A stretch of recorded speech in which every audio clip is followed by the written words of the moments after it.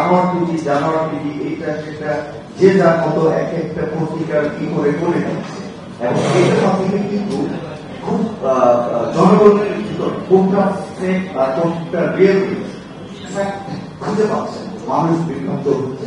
আমার কাছে মনে হচ্ছে যে এই যে অবাধ স্বাধীনতা, এই বিষয়ে আমার মনে হয় না কোন একজন আপনাদের কোন আইন শৃঙ্খলা বাহিনী বা আইনের পক্ষ থেকে কোন ধরনের নিবেশে দেখা গেছে।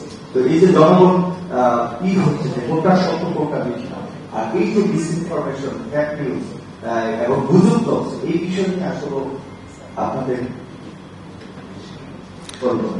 আমরা এই জায়গাটায় খুবই অসহায়। আসলে এই যে miss information, disinformation, fake news, কারণ সরকার কোথাও ক্ল্যাম্পিং করতে চাচ্ছে না। মানে ফ্রিডম অফ এক্সপ্রেশন এখন actually what is the extent, আপনার এটা এই সমাজই ঠিক করুক, আপনারাই ঠিক করি আসলে কতদূর পর্যন্ত আমরা নিব।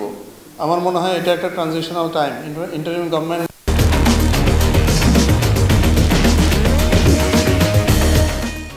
কিন্তু এই জায়গায় অনেক বেশি লিবারাল, এবং আমরা মানে হার্ডলি এনি ডিজিটাল সিকিউরিটি অ্যাক্টে আমরা কিন্তু মামলা রুজু করছি না, কারণ আমরা ভিতর থেকে এক ধরনের বাধা অনুভব করি যে এই 15 বছর আমরা এই ফ্যাসিস্টের সময় ডিজিটাল সিকিউরিটি অ্যাক্টের নামে রাইট অ্যান্ড লেফট যাকে তাকে আটক করা, যাকে তাকে করা, যাকে তাকে অ্যারেস্ট করা, যাকে তাকে মামলা দিয়ে জেলিয়ে করা।